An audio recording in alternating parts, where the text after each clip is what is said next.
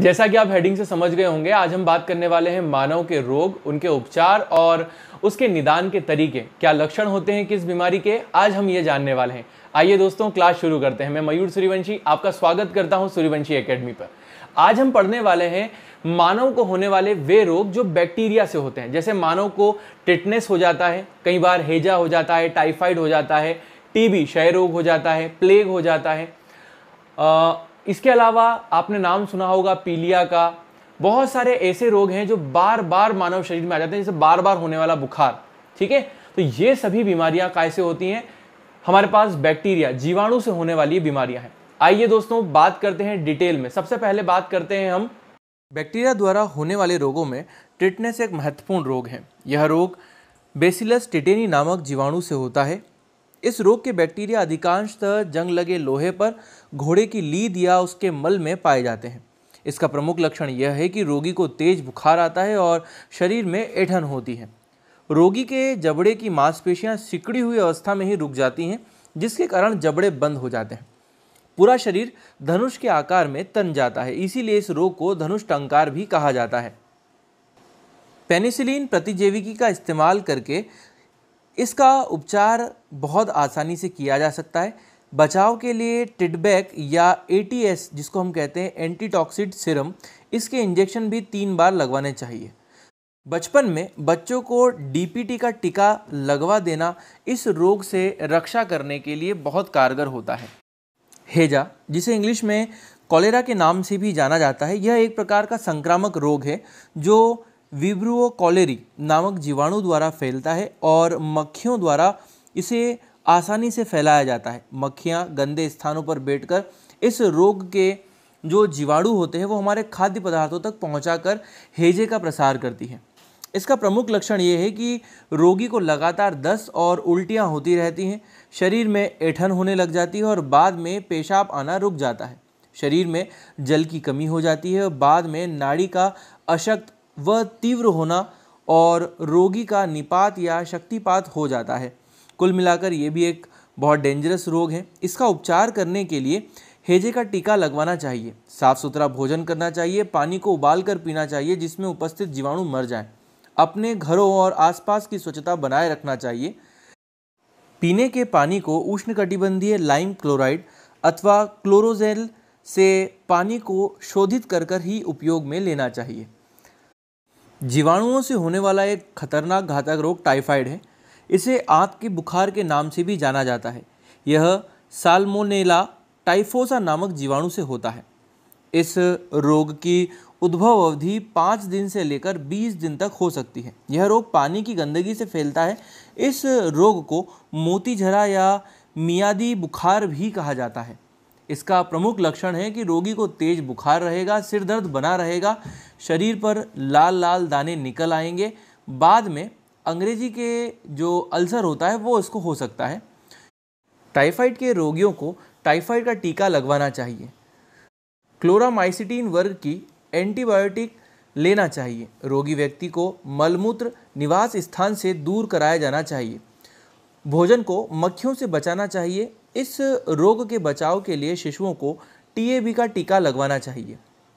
भारत की एक आम बीमारी है जिसे जीवाणुओं से होने वाली सबसे खतरनाक बीमारी के रूप में भारत में समझा जाता है। उसको हम तपेदिक या क्षय रोग कहते हैं। आम बोलचाल की भाषा में इसे टीबी कहा जाता है। ट्यूबरोक्लोसिस, यह एक संक्रामक रोग है जो माइक्रोबैक्टीरियम ट्यूबरोक्लोसिस नामक जीवाणु से होता है। इस रोग को क्षमा या काक रोग भी कहते हैं। 1882 में जर्मन वैज्ञानिक रॉबर्ट कोच ने टीबी जीवाणु की खोज की। ये जीवाणु मुंह से थूकते समय या चूमने से प्रसारित होते हैं। रोगी को बार बार खांसी के साथ कफ और रुधिर निकलता है। हल्का बुखार बना रहता है। भूख नहीं लगती। सीने में दर्द तथा सांस लेने में कठिनाई होती है। शरीर का वजन कम हो जाता है और थकावट तथा कमजोरी महसूस होती है। कभी कभी स्वर यंत्र शोध अथवा गोदान लवण जैसे दूरगामी समस्याओं वाले लक्षण भी हो सकते हैं। इसके उपचार के लिए streptomycin, PAS, para amino salicylic acid और आइसोनियाइज्ड आदि महत्वपूर्ण औषधियां हैं। इनमें से स्ट्रेप्टोमाइसिन का इंजेक्शन दिया जाता है और बाकी अन्य 2 दवाएं मौखिक रूप से दी जाती हैं। इसमें कम से कम 2 दवाएं एक साथ ली जानी चाहिए। रोगी को पूर्ण आराम करना चाहिए। बच्चों को BCG का टीका लगवा देना चाहिए। BCG का मतलब होता है बेसिलस कामेट ग्विरिन, एक प्रतिजैविक टीका होता है और घरों के संपर्क नियमित रूप से स्वास्थ्य पर्यवेक्षण के आधार पर करना चाहिए। टीबी का ऋणात्मक परिणाम देखने वाले रोगियों को पुनः BCG का टीका लगाना आवश्यक है। विल्सन तपेदिक रोग की नवीनतम दवा है और इस दवा का जो निर्माण है वो जयपुर के डॉक्टर विमल कुमार जी ने मेहंदी के पत्तों से इसे तैयार किया है। अब बात करते हैं एक अन्य बीमारी की जो बैक्टीरिया से होती है, जिसको हमने कहा है डिप्थीरिया। डिप्थीरिया एक रोग है जो कोरिन बैक्टीरियम डिप्थीरी नामक जीवाणु से होता है। इस रोगी से पीड़ित जो अधिकांश जो लोग हैं वो गंदे फल, पानी या अन्य खाद्य पदार्थों में सेवन से ये बीमारी हमको लग जाती है। वैसे तो यह रोग सामान्यतः 3 से 5 वर्ष के बच्चों में अधिक होता है, परंतु वयस्कों में भी यह रोग देखा जा सकता है। इस रोग में श्वास नलिका में जाली बन जाती है और सांस लेने में कठिनाई होती है और दम घुटता है। इसके उपचार के लिए DPT का टीका लगाया जाता है और साफ सफाई का पूरा ध्यान देना चाहिए। एक सबसे खतरनाक बीमारी है जिसे बैक्टीरिया के सेगमेंट में सबसे खतरनाक बीमारी माना जाता है, वो है प्लेग। यह एक छुआछूत की बीमारी है जो बैक्टीरिया बैसिलस पेस्टिर द्वारा फैलती है।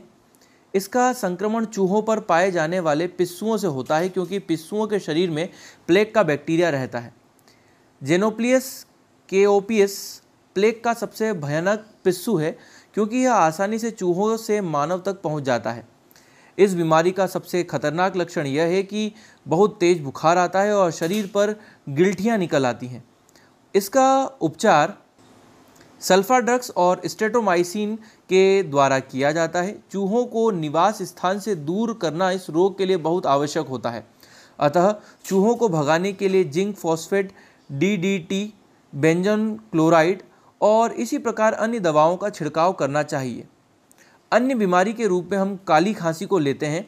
यह हेमोफिलिस पर्ट्यूस नामक जीवाणु से फैलती है। यह मुख्यतः बच्चों को होती है। इस रोग का प्रसार प्रायः हवा से ही होता है। इसमें लगातार खांसी आना सबसे आम लक्षण है। इसका उपचार जो है DPT के टीके से हो जाता है। अन्य जीवाणु से फैलने वाली बीमारी है निमोनिया। यह रोग जीवाणु डिप्लेक्सोकोस निमोनी नामक जो जीवाणु होता है उससे फैलता है और फेफड़ों को प्रभावित करता है। रोगी को अमूमन तेज बुखार और सांस लेने में कठिनाई होती है और फेफड़ों में सूजन आ जाती है। रोगी को ठंड से बचाना चाहिए और एंटीबायोटिक्स औषधियों का प्रयोग करके हम इलाज कर सकते हैं। अन्य बैक्टीरिया से होने वाली बीमारी में कोढ़ लेप्रेसी एक बहुत ही आम बीमारी है। इसे आम बोलचाल की भाषा में कुष्ठ रोग भी कहा जाता है। कुष्ठ एक संचरणशील रोग है। यह रोग माइक्रोबैक्टीरियम लेप्री नामक जीवाणु से फैलता है। कुष्ठ रोग वायु या जल के द्वारा नहीं फैलता। यह पैतृक या आनुवंशिक रोग भी नहीं है। कुष्ठ रोग तभी संचरित होता है जब एक व्यक्ति किसी रोगी व्यक्ति के संपर्क में काफ़ी घनिष्ठता से रहता है।